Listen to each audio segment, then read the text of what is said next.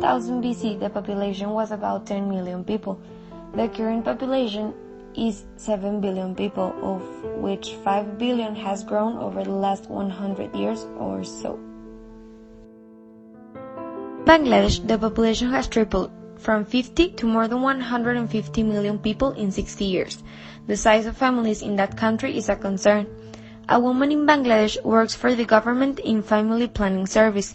She offers advice, support, and contraceptives in order to help them to be aware of the importance of having small families. In 1963, the world population was very divided. The average number of babies per woman was 5.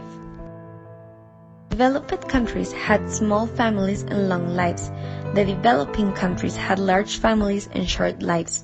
50 years later, in 2012, the average number of babies per woman has gone from 5 to 2.5, with a longer lifespan of 70 to 85 years. Nowadays, the tendency of having a two-child family is growing and becoming more common all around the world. Education is a very important factor that makes this happen. Education also opens new perspectives for women. It changed the idea of women not studying and getting married at very young ages. Around the ages of 18 and 1900, even though the families used to be bigger with 6 children, the population was growing slowly. And nowadays, the families are smaller with 2 children, but the population is growing faster and faster. And this results from the growing number of life expectancy. Now people expect to live around 80 years. It is expected that the world will grow 3 billion, becoming a world with 11 billion people living in it. A rich person earns about $100 per day. A medium person earns $10, and finally a poor person earns $1 a day. This shows a large difference that exists in our world. People who earn $1 per day are considered in extreme poverty.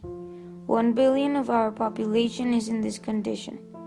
These people can barely afford a pair of shoes, and when they afford them, the next thing they look after is a bicycle.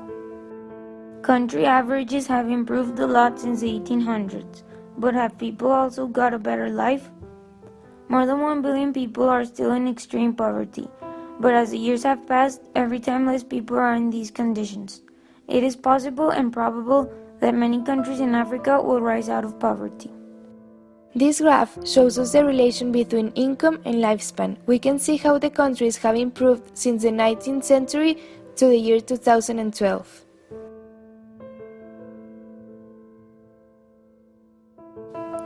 Today, 1 billion of the population is living in America, Europe, and Africa, and 4 billion in Asia. By 2050, 1 billion will be living in America and Europe, 2 billion in Africa, and 5 billion in Asia. By 2100, 80% of the population will be living in Africa and Asia, and 10% in the rest of the world. By this time, the world will be a complete different world. But will there be enough resources to sustain them? It is possible, and Asia has proved it by being the most populated continent and at the same time continuing the road to world. Even the poorest people have been getting a more decent life.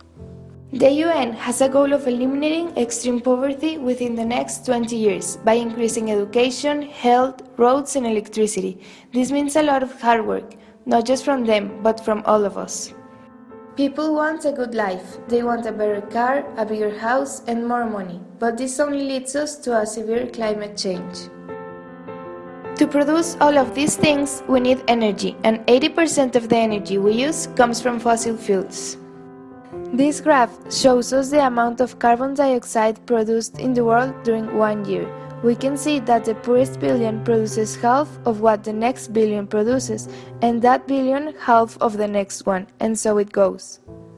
Extreme poverty, population growth, climate change.